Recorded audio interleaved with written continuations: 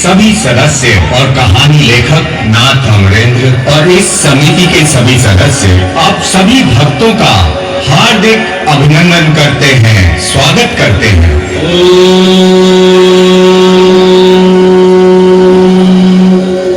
वक्रतुंड महाकाय सूर्यकोटि समप्रभ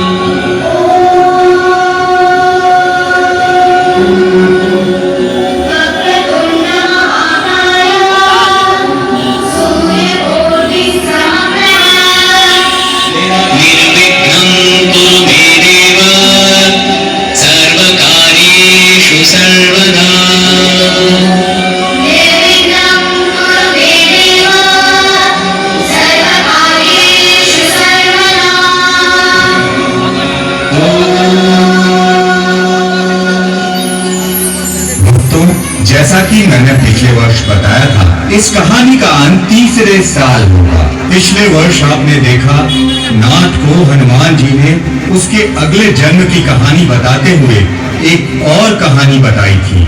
कलयुग के राक्षस कली के दो भाई कोका और विकोका ने भगवान विष्णु के सुदर्शन चक्र को अपने अधिकार में ले लिया था। तो ब्रह्मा जी के मार्गदर्शन में हनुमान जी तथा माँ दुर्गा ने सबसे पहले तो इन दोनों राक्षसों का वध किया और फिर सुदर्शन चक्र को ले आए। अब इसके आगे की कहानी को देखते, सुनते और समझते हैं। उन दोनों मायावी राक्षसों का अंत करने के बाद हमने सुदर्शन चक्र तो ले लिया, किंतु ब्रह्मा जी के कहे अनुसार कली आएगा सुदर्शन चक्र और अपने भाइयों का बदला लेने के लिए। अब मैं जा रहा हूँ। मुझे देवलोक और धरती लोक दोनों की रक्षा करनी है। वो कब, कहां, कैसे, किस पर वार करेगा कोई नहीं जानता। धरती पर बढ़ते पाप की वजह से धरती की पवित्रता खत्म हो रही है और कली की शक्ति बढ़ती जा रही है। मनुष्य अपने फायदे की वजह से कुछ भी कर रहे हैं जो उन्हें कभी नहीं करना चाहिए, कभी नहीं करना चाहिए, कभी नहीं करना चाहिए। हनुमान जी को मायूस होकर जाते देख नाथ ने यह फैसला किया कि इंसानों से हो रही गलती और बढ़ते हुए पाप को रोकने के लिए वह हर संभव प्रयास करेगा। दिल्ली की प्रसिद्ध अभिनेत्री दिव्यांका केशव कई दिनों से लापता है। आज उत्तराखंड में उनका कपड़ा खून से सना मिला और वहाँ एक खत भी मिला जिसमें लिखा था, इसके अश्लील वीडियो अपलोड करने से इसे फॉलो करने वाली कई लड़कियाँ बिगड़ रही हैं। इसे रोकने के लिए सजा मिली है। अब जो गलती करेगा वह सजा का हकदार होगा। क्या देख रहे हो वत्स? इतना चिंतित क्यों? कौन हो तुम? ऊपर वाले का भेजा हुआ संदेश तुम्हारा काल हूँ। मैं तुम्हारे पास इसलिए आया हूँ कि तुम अभी इंटरनेट से वे सारी अश्लील चीजें मिटा दो। अब से जो गलत संदेश देने वाले वीडियो अपलोड हो वो ऑटोमेटिक डिलीट हो जाए। आज से इंटरनेट चलाने वाले सभी यूजर्स स्क्रॉल करते समय एक भी ऐसा वीडियो ना दिखे जिसे वो देखकर गलत मार्ग अपना है। ऐसा कभी नहीं होगा, मैं नहीं करूँगा। कोई बात नहीं, मैं कर देता हूँ। चलो, फर्जी पैसों से धरती लोक पे मौज करनी है। अब थोड़ा नर्क लोक भी घूमो। इतनी रात में कहाँ जा रहे हो पुजारी? और ये तुम्हारे हाथ में क्या है? कौन है? कौन है यहाँ? तेरा काम, हर रोज का चोर एक दिन पकड़ा ही जाता है। पुजारी, इतना पैसा तुम क्या करोगे? तुम ये पैसा गरीबों के बीच या विपदा वाले जगहों पर देते तो तुम्हारा कल्याण होगा। पैसों के लालच में तुम इतने अंधे हो गए हो कि मंदिर में हो रहे कमी को देख नहीं पा रहे हैं। कहना क्या चाहते हो तुम? 800 किलोमीटर पैदल यात्रा करके किसी ने माँ गंगोत्री से गंगा जल लाया था भोलेनाथ पे अर्पित करने के लिए, लेकिन तुमने उस गंगा जल को एक साधारण से बर्तन में अर्पित करवाया। पूरी दुनिया जानती है भोलेनाथ का विष पीने के कारण उनका शरीर तपता है। इसी वजह से हम गंगा जल अर्पित करते हैं। तुम्हारे इस तरह गंगा जल अर्पित करवाने से बाहर गए उस व्यक्ति ने पता है क्या कहा? हे भोलेनाथ, इतने दूर से लाया ये गंगा जल आप पर अर्पित नहीं हुआ तो मेरे यहाँ आना सफल नहीं हुआ। आज के बाद मैं यहाँ कभी नहीं आऊंगा। ऐसा एक होगा, फिर दो कहीं, फिर धीरे धीरे न जाने कितने हो जाएंगे। मेरे होते अब ऐसा कभी नहीं होगा पुजारी, कभी नहीं होगा। मंदिर के पास कचरा, मंदिर के अंदर मूर्ति पर धूल, तुम्हारे बनाए गए बेबुनियाद नियम, मंदिर के रास्ते में बिक रही शराब, इन सभी कारणों ने साबित कर दिया कि तू पुजारी नहीं, अब तुम्हें मंदिर में नहीं नर्क लोक में जगह दी जा रही है।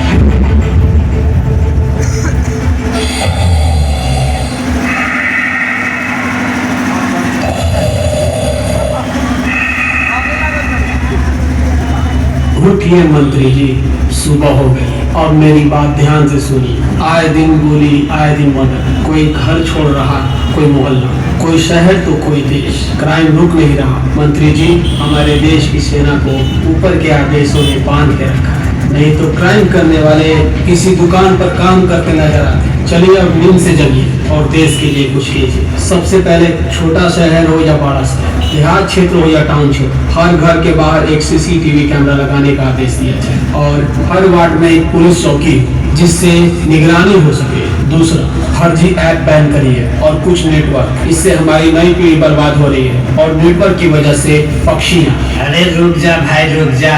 क्या क्या करूं मैं? कितना कुछ बता दिए, ये करिए वो करिए। मैंने तो कुछ नहीं बताया, करना तो ठीक बहुत कुछ है। थोड़ा आराम करने चलो तो तुम जैसे लोग पग पग करके जगा देते हैं। मुझे सोने की आदत है, अभी जागते हैं तो कुछ सोचते हैं। तो यहाँ एसी में नहीं मंत्री जी, शीतल हवा में चलिए। नाथ इंसानों से हो रही गलतियों को रोक रहा था, पर उसको ये पता नहीं था कि ये रोकना उसके लिए एक दिन मौत का कारण बन जाएगा।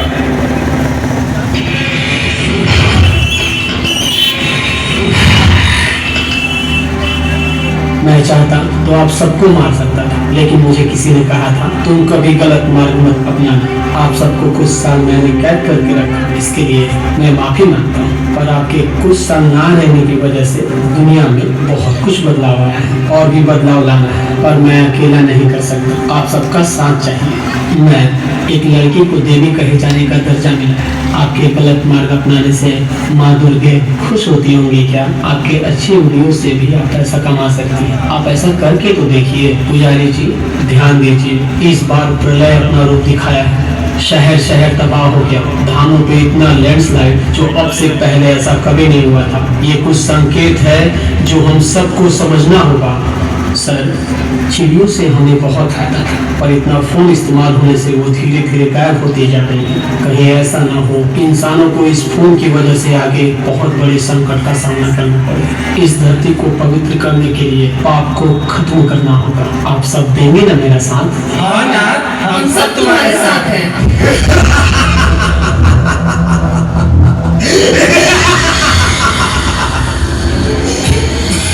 तुम मेरा कौन साथ देगा?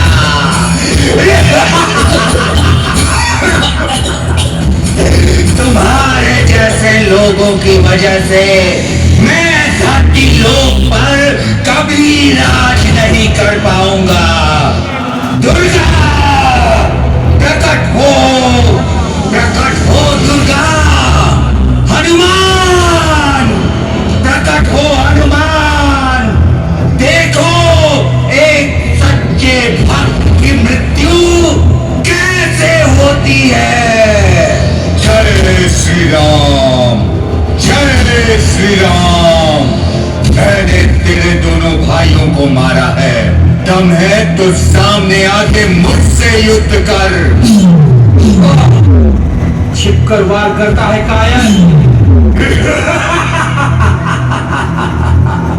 नाथ का तो अंत हो गया। हनुमान, अब तू भी मरने के लिए तैयार हो जा।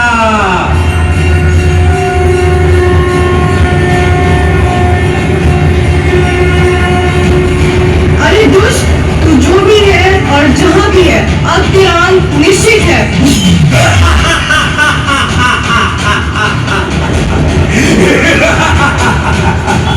तुम सब में ऐसी कौन सी ताकत है जो मेरे भाइयों को हराने में सफल रहे? अब होगी तुम्हारी परीक्षा। मैं तो अपने भाइयों को नहीं बचा पाया, किंतु तुम्हारे पास समय है। मेरे इस विष के कारण पूरी सृष्टि समाप्त होने वाली है। जाओ, बचाओ अपने भक्तों को। अब मैं चला इस ब्रह्मांड का एक एक कण मिटाने।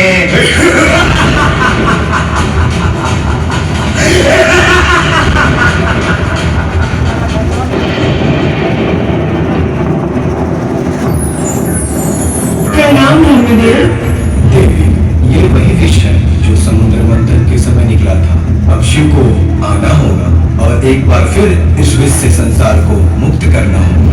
वो नहीं आएंगे धर्मवीर। धरती पे उनके कुछ स्थानों पे हो रहे गलत कार्य की वजह से अपने भक्तों से नाराज है। मेरे इस तपते शरीर को शीतल करने वाले मेरे भक्तों की जान खतरे में है और मैं न आऊं, ऐसा हो सकता है क्या?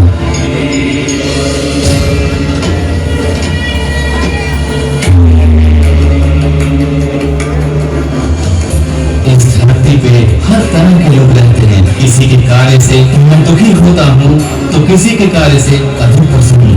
आज पूरा संसार दुख में है और उन सब का दुख हरना मेरा कार्य है। हनुमान, तुम में अत्यधिक शक्ति है, ऊर्जा है, ताकत है। तुम अपने आप को पहचानो पुत्र। देवी, आप दुर्गा हैं। न जाने कितने राक्षसों का आपने अंत किया है। दुर्गा बनिए और इसका अंत करिए। अब मैं ये विष धारण कर रहा हूँ, इसे रोकने वो अवश्य आएगा।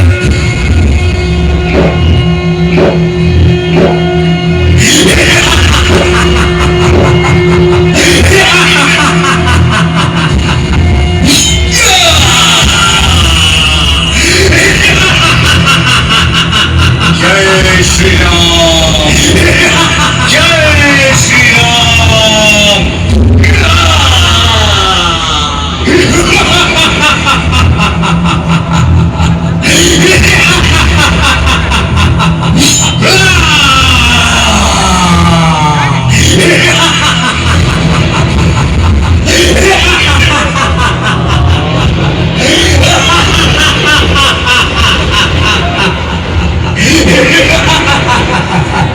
रुकिए देवी, अब मैं देखता हूँ।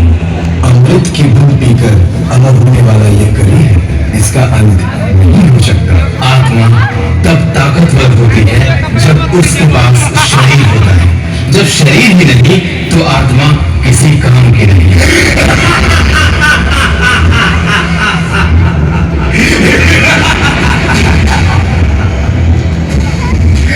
मुझे कोई नहीं मार सकता, कोई भी नहीं।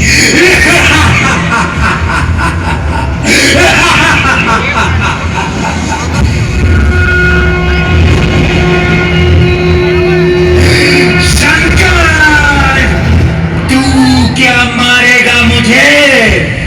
दुनिया में ऐसा कोई भी शस्त्र नहीं जो मुझ तक पहुंच सके। चल, तू भी आजमा ले।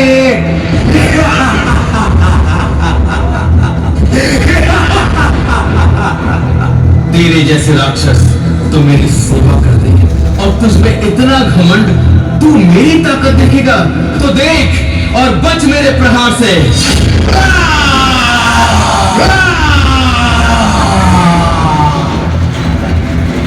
हनुमान, तुम चिंतित हो कि एक भक्त को बचा नहीं पाए? पुत्र, जिसने जन्म लिया है उसे एक न एक दिन मरना अवश्य है, किंतु अच्छे लोग अकाल मृत्यु मरते हैं, यह चिंता का विषय है। आज से सही रास्ते पर चलने वाले व्यक्ति की अगर अकाल मृत्यु होगी तो वो सीधे स्वर्ग लोग जाएंगे। हनुमान, इस भक्त का अंत नहीं, आरंभ हुआ है। तुमको तो पता ही है इसके अगले जन्म के बारे में। हाँ प्रभु, आज से श्री राम के जयकारे के साथ ओम नमः पार्वती पतये हर हर महादेव का भी जयकारा पूरी दुनिया में गुंजाने का कार्य मेरा होगा।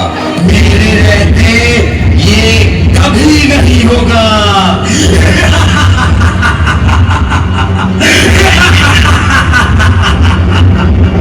तुम सब मेरे छल को नहीं समझ पाए। मुझे मिटाने में तुम इतने लीन हो गए सुदर्शन चक्र की रक्षा नहीं कर पाए।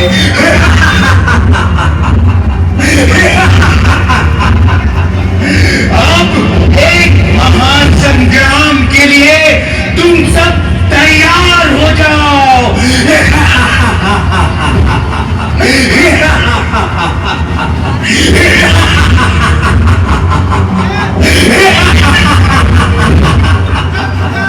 अदृश्य हुआ कली देवताओं से छल करके सुदर्शन चक्र ले गया।